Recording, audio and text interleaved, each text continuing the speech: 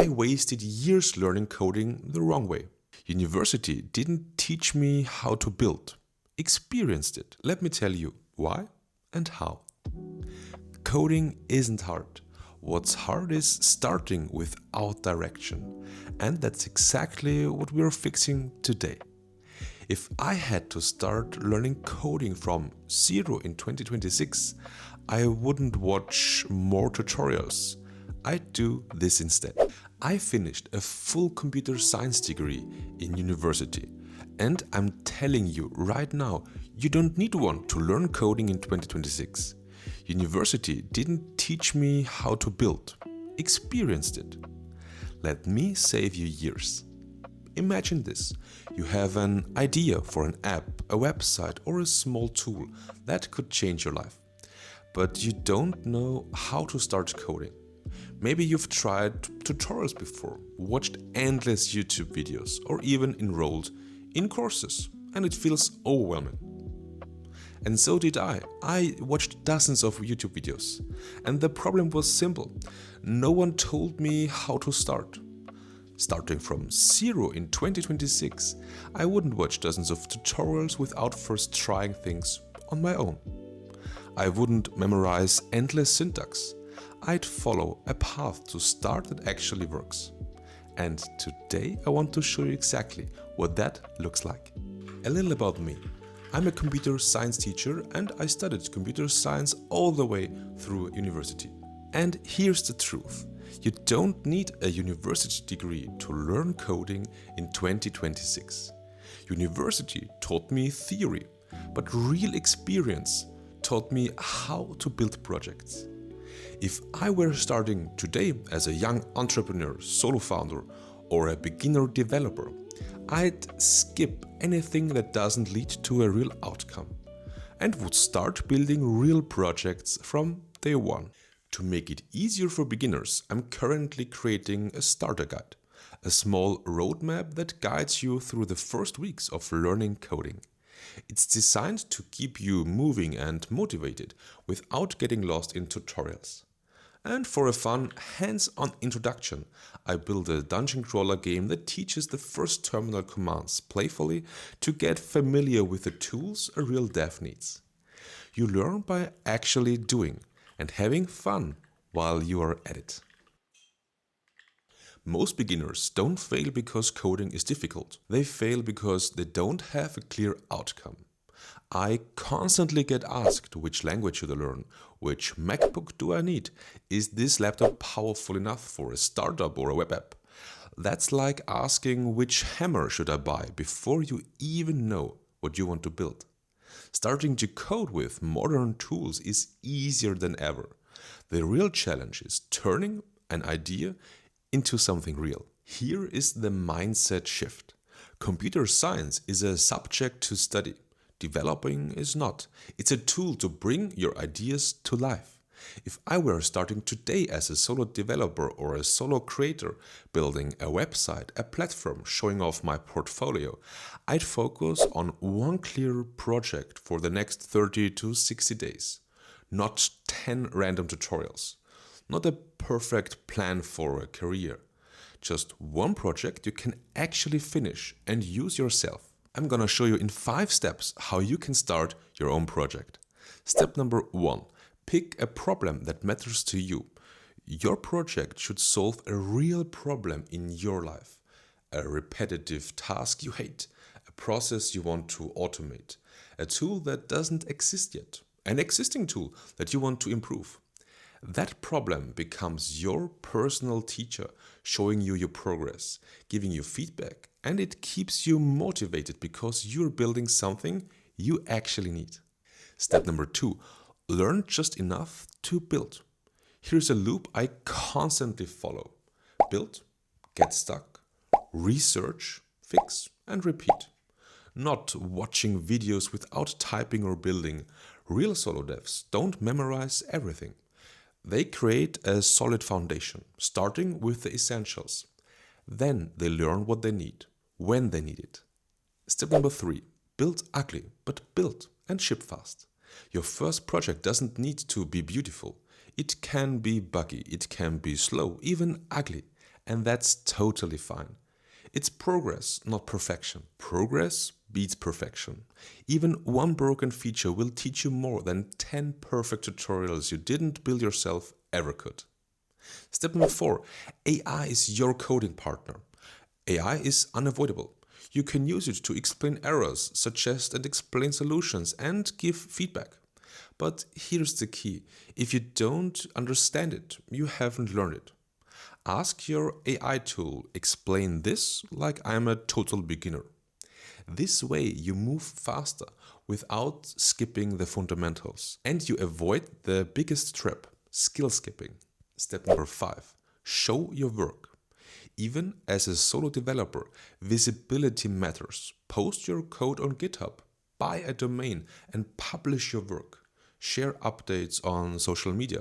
Show your progress in vlogs or building in public videos. Collect feedback from other people and improve your project. It doesn't need to impress anybody. It just proves one thing: you can build real things. Here's one secret. You're not just learning to code. You're learning how to break problems into smaller pieces, how to think like a builder, how to learn independently. Once you have this skill, building any app or website becomes doable. The key is to focus on one feature at a time. Build it, test it, and ship it. Don't wait until everything is perfect. Publish it to your GitHub, your website, or your app store. Document what you did, even if it's just a few notes or a screenshot. Celebrate those small wins, and that momentum keeps you going. Do this consistently. One feature, ship, document, celebrate, and repeat. Let me say this very clearly. Boring is powerful. Every beginner thinks the secret is the right stack. But the real secret is sticking with one long enough to get good at it. In 2026, the tools are not the problems anymore. They all work. The real problem is attention. Every week there is a new framework, a new AI tool, and a new must-learn thing. And if you chase all of that, you never finish anything. So I'd lock in one stack and tell myself, this is what I'm using for the next 6 months. No excuses. Not because it's perfect, but because finished projects beat perfect code every single time. Once you've shipped a small project, a real project, you will realize something funny. Most stacks feel the same once you understand the fundamentals. Now let's talk about time, because this is where people overthink everything. You don't need a 5-year master plan. You need a direction for the next weeks. Days number 1 to 30. In the first month, your only job is to stop being afraid. You're not trying to be efficient. You're not trying to be clean. You're trying to get comfortable being confused. Expect errors. Expect bugs. Expect moments where nothing works. That's not a sign you are bad at coding. That's a sign you're doing it right. Days number 31 to 60. This is where things start to click. You have seen some of the same problems twice. You recognize patterns. You Google things faster. And the moment you deploy your projects publicly, even if it's bad, something changes in your head. You stop feeling like a learner. You start feeling like a builder. Days 61 to 90. Now you're thinking long term. You start asking, how can I make this better? How would a real user experience this? What would I change if I had to rebuild it? And teaching what you learned, even in a short post or video, cements everything. You don't need speed, you need consistency. Here's a hard truth. Preparation feels productive, but most of the time it's just procrastination in disguise. Watching tutorials feels safe. Building feels uncomfortable. That's why so many people stay stuck at the starting line for years. And comparison, that's the fastest way to kill motivation. You're comparing your first steps to someone else's 10-year journey. That's not fair, and it's not useful. Progress comes from one question. What can I ship today? Not next month, not someday, today. Even if it's small, even if it's messy, especially if it's messy. Most people wait to feel motivated before they start coding. They think motivation comes first, action comes second. That's backwards. Motivation is unreliable. It depends on sleep, mood, stress, even the weather. Some days you feel inspired and unstoppable. Most days you don't, and that's normal. What actually works are systems, things that happen whether you feel like it or not. The system looks like this.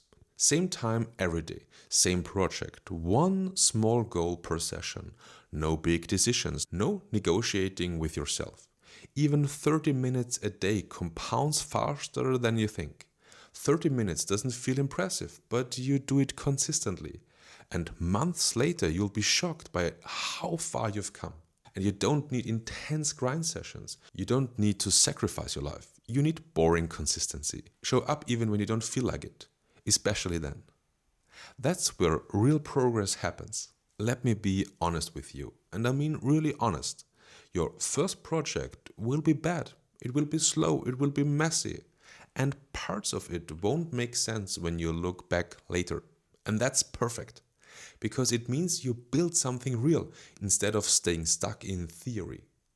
Every good developer has a graveyard of bad projects behind them. Those projects are not embarrassing, they are proof of growth. That's not failure, that's tuition. The only truly bad project is the one you never finish.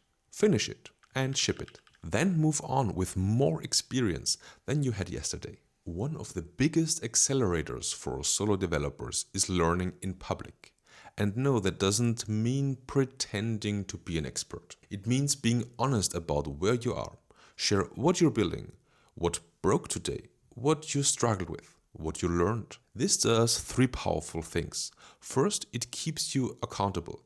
You're more likely to continue when people can see your progress. Second, it attracts feedback. Other developers will point out mistakes, suggest improvements, or save you hours of frustration. And third, it builds an audience over time. And one day that audience becomes users. You don't need to go viral.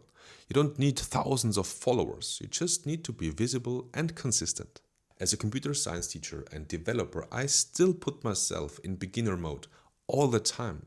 I intentionally try new programming languages, new tools and frameworks where I know I'll make mistakes at first. I get stuck, I break things, and I don't understand everything right away. And that's part of the process. Then I research, experiment, and slowly improve over time. That cycle of being confused, learning, and getting better never really stops, no matter how experienced you are. And that's exactly why I know beginners are on the right path when things feel hard. Big teams move fast, but solo devs move freely. You don't need meetings, you don't need approval, you don't need permission. You can test ideas quickly, kill bad ideas early, pivot without politics, change direction overnight. And the freedom is not a weakness, it's your superpower if you just use it well, and you can outmaneuver teams 10 times your size. Focus on small wins. Move fast, stay flexible, that's how solo developers win. If this video helped you, thank you for watching. It really means a lot. Hit like to show your support and subscribe for more practical tips for solo developers who want to turn ideas into real projects. I'd love to hear from you. What's the first app or website you're excited to build? Remember, the best time to start was yesterday. The second best time right now. So go build something amazing.